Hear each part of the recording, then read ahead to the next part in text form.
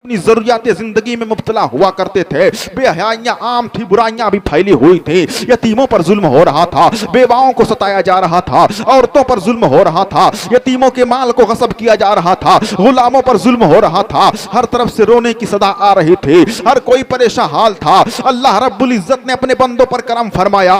सीरत मुस्तफ़ा बयान करनी है, जिनके बारे में रब इरशाद फरमाता है, लक़द काना लकुम फी रसूलिल्लाहि उस्वतुन हसना। बेशक महबूब की जिंदगी तुम्हारे लिए नमूने हयात है, दस्तूर अमल है।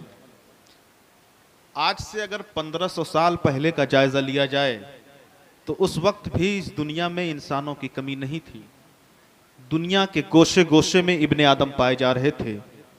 कोई भी ऐसा खित्ता और चप्पा नहीं था कि जहां पर यह इंसान आबाद ना हो। यह इंसान अपने माबूद हकीकी की इबादत करने के बजाय जब सवेरे सवेरे उगते हुए सूरज को देखता तो उसकी शुआओं को देखकर अपनी पेशानी को झुका देता। फिर जब सूरज डूब जाता, रात की तारीकी में चांद की चांदनी फैलती, तो यह इंसान कहता है, चांद तू मेरा माबूद है। जब ये समंदर के किनारे समंदर की लहरों को देखता तो कहता, तू मेरा माबूद है। जब ये बड़े बड़े पहाड़ों के टीलों पर निगाह डालता तो कहता, तू मेरा माबूद है। जब ये आग के शोलों पर नजर डालता तो कहता, तू मेरा माबूद है। गर्ज के हिंदुस्तान से लेकर अरबिस्तान तक कुफ्र गुमराही के बादल छाए हुए थे। जिस मुल्क में हम और आप आबाद हैं, इस हिंदुस्तान में 32 करोड़ माबूदाने बातिल की पूजा हो रही थी। कंकर पत्थर, मक्खी मच्छर, पेड़ पौधे, हवा फिजा, इन सबको माज़अल्लाह माबूद माना जा रहा था। यह इंसान ज़हन फिक्र और एतकाद की बुनियाद पर इस तरह से गिर चुका था कि इस हिंदुस्तान में सगी बहनों के साथ शादियां की जा रही थी, बच्चियों का भेंट चढ़ाया जा रहा था।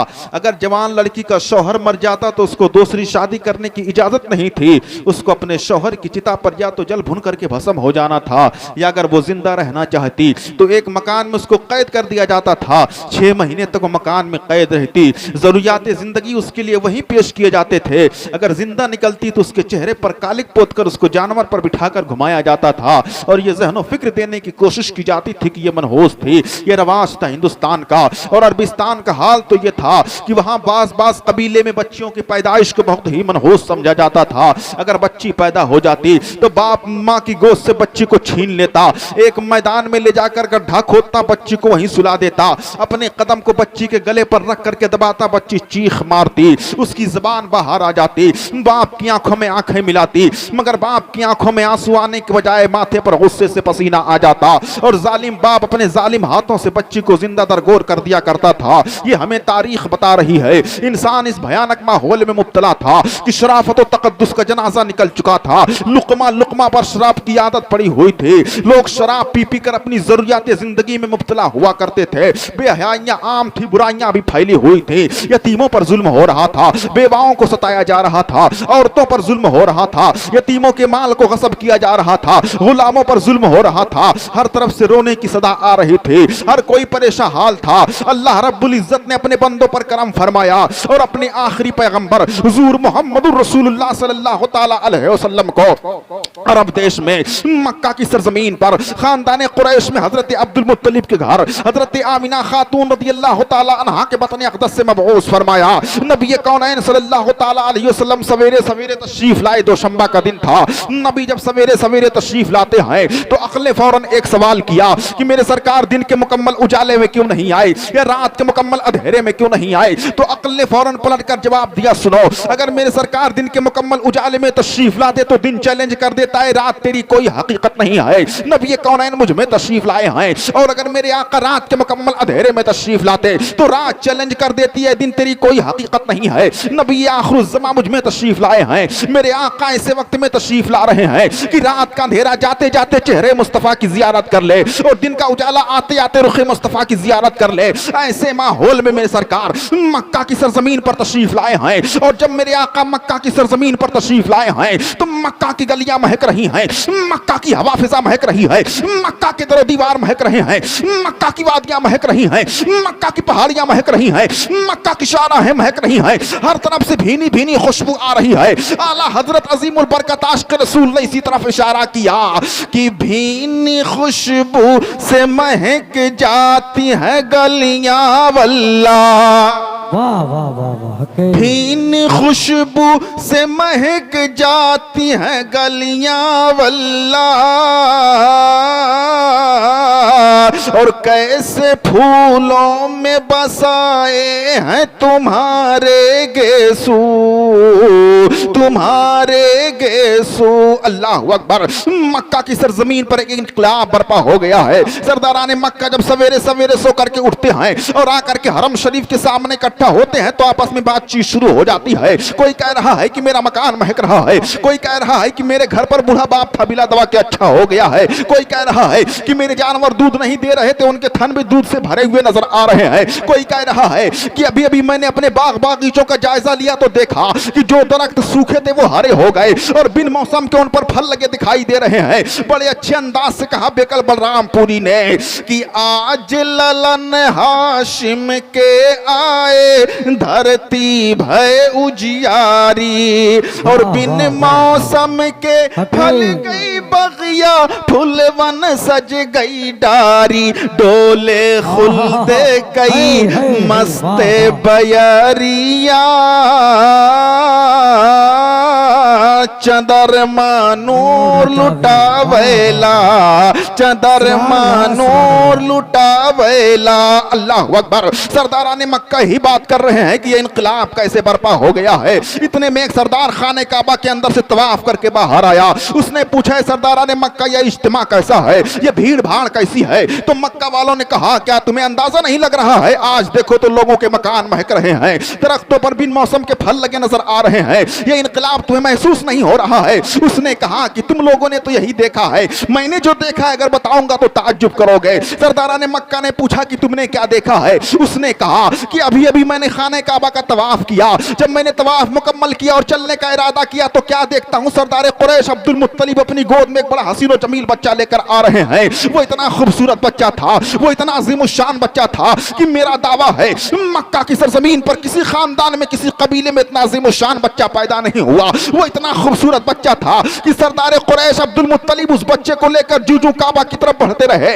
मैं मुड़ मुड़ कर पीछे देखता रहा। जब वो काबा के करीब पहुंचे हैं तो मेरी निगाह ना फैसला कर सकी कि अब्दुल मुत्तलिब काबा की तरफ बढ़े चले जा रहे हैं या काबा उनकी तरफ झुका चला आ रहा है। मेरी निगाहों ने देखा है कि मेहराबे काबा झुक गई है। जब सरदार कुरैश अब्दुल मुत्तलिब उस बच्चे को लेकर काबा के करीब पहुंचे हैं, आला हजरत अजीमुल बरकत आशिक़ रसूल ने इसी तरफ इशारा किया कि जिसके सजे देखो मेहराबे काबा झुकी, जिसके सजे देखो मेहराबे काबा झुकी, उन भावों की लताफत पे लाखों सलाम, लाखों सलाम। अल्लाह अकबर। नबी को देखने के बाद हर कोई बयान दे रहा है कि आज तक हमारी निगाहों ने इतना खूबसूरत बच्चा नहीं देखा। मक्का की सरजमीन क्या पूरी दुनिया में इतना अजीमुशान खूबसूरत बच्चा पैदा नहीं हुआ। नबी को देखने के बाद हर कोई तारीफ कर रहा है, अश अश कर रहा है और यही बयान दे रहा है कि आज तक हमारी निगाहों ने इतना खूबसूरत बच्चा नहीं देखा। खुदा की कसम आओ नबी के हुस्न जमाल को मुलाहिजा करो। हजरत अबू हुरैरा रज़ियल्लाहु ताला अन्हु फरमाते हैं इनका अन्ना शम्स तजरी फी वजही, नबी के चेहरे को देखकर ऐसा मालूम होता था कि जैसे चांद मेरे मुस्तफा के चेहरे में तैर रहा हो। ये नबी के हुस्न जमाल का हाल है। आइए जिब्रील अमीन से पूछते हैं जिन्होंने सारे अव्वलीन व आखिरीन को देखा है, वो रूहुल अमीन जिन्होंने हजरत आदम को भी देखा है, हजरत नूह को भी देखा है, हजरत शीश को भी देखा है, हजरत यहया को भी देखा है, हजरत ज़करिया को भी देखा है, हजरत हूद को भी देखा है, हजरत लूत को भी देखा है, हजरत सालेह को भी देखा है, हजरत मूसा को भी देखा है, हजरत याकूब को भी देखा है, हजरत दानियाल को भी देखा है, हजरत जुल्कुफ्ल को भी देखा है, हजरत इब्राहिम को भी देखा है, हजरत इस्माइल को भी देखा है, हजरत इसहाक को भी देखा है, हजरत ईसा को भी देखा है, हजरत यूसुफ के भी हुस्न जमाल को देखा है, जिन्होंने सारे अव्वलीन व आखिरीन को देखा है। जिब्रील अमीन से पूछा जाए ए सय्यदुल मलाइका जरा आप बताएं आपने मेरे सरकार की तरह किसी को देखा कि नहीं? तो रूहुल अमीन फरमाते हैं क़ल्लबतुल अर्दा मशारिक़हा व मगारिबहा फलम अरा मिस्ला मुहम्मदिन, मैंने रूए जमीन के चप्पे चप्पे को छान डाला है, खित्ते खित्ते को देख लिया है, लेकिन मोहम्मद के तलवों जैसा किसी को नहीं पाया। अब कुर्बान जाओ आला हजरत अजीमुल बरकत अलीमुत तबीयत रफीउल मरतबत इमाम अहमद रजा पर उन्होंने इसी तरफ इशारा किया, यही बोल सिदरा वाले जमने जहां के थाले सभी मैंने छान डाले, तेरे पाए का न पाया, तुझे यक में यक बनाया, तुझे हमद है खुदाया, तुझे हमद है खुदाया। नारे तकबीर, नारे इसात, मसलके आला हजरत अज़मते मुस्तफ़ा, सुभान अल्लाह सुभान अल्लाह। हम किस नबी की सीरत सुन रहे हैं? ये उस नबी की सीरत है जिसको अल्लाह ने सैयदुल मासूमीन इमामुल मुरसलीन बनाकर भेजा। जब आका की पैदाइश हुई, बड़ी प्यारी रवायत पेश कर रहा हूं, समात फरमाएं। नबी की जब पैदाइश हुई तो जिब्रील अमीन ने सोचा आओ आज आका की अजमत मुलाजा की जाए, सैयदुल मुरसलीन की अजमत और उनकी तौकीर को देखा जाए। जिब्रील अमीन ने तराजू लगा दिया। एक तराजू में जिब्रील अमीन ने एक लहीमो शहीम मोटे इंसान को रखा और दूसरे पल्ले में तराजू के रूहुल अमीन ने सरकार को रखा। अब मैं आपसे पूछना चाहता हूं, एक पल्ले में सरकार हैं, तराजू के दो पल्ले होते हैं कि चार? दो होते हैं ना। एक पल्ले में सरकार है, आज ही आका की पैदाइश हुई है, और दूसरे पल्ले में एक मोटा इंसान। अब आपसे मैं पूछना चाहता हूं, आपको नबी से कितनी मोहब्बत है? बताइए, वो मोटे इंसान वाला पल्ला भारी हो गया नबी वाला? अल्लाह आपकी ज़बानों को सलामत रखे, आप सबको भी हज उम्रा की तौफीक और रफीक अता फरमाए। जिब्रील अमीन फरमाते हैं ऐसा है दुनिया के सारे इंसानों को एक पल्ले में रख दो, एक पल्ले में दुनिया के सारे इंसान और दूसरे पल्ले में तन्हा आका। अब बताइए कौन सा पल्ला भारी होगा, आका का कि सारे इंसानों का? आका का। अल्लाह ताला आप लोगों के बाजुओं में कुव्वत हैदरी अता फरमाए।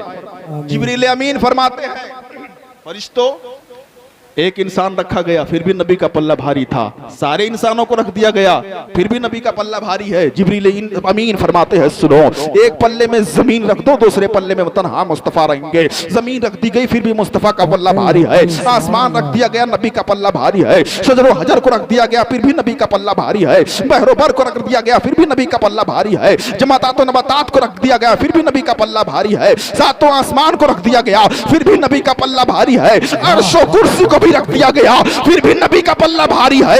जिब्रील अमीन ने फरमाया ऐ फरिश्तों ठहर जाओ, अरे खुदा की कसम अगर एक पल्ले में सारी कायनात रख दी जाए और दूसरे पल्ले में तन्हा मुस्तफा हो तो फिर भी मुस्तफा का पल्ला सब पर भारी पड़ जाएगा।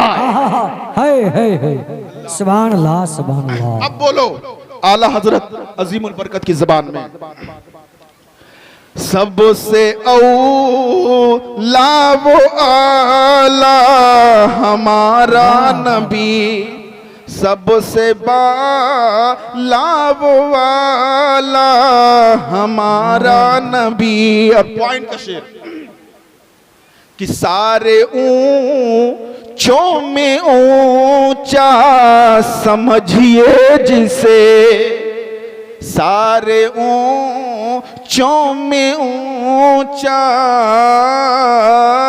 समझिए जिसे, है उस ऊंचे से ऊंचा हमारा नबी, हमारा नबी।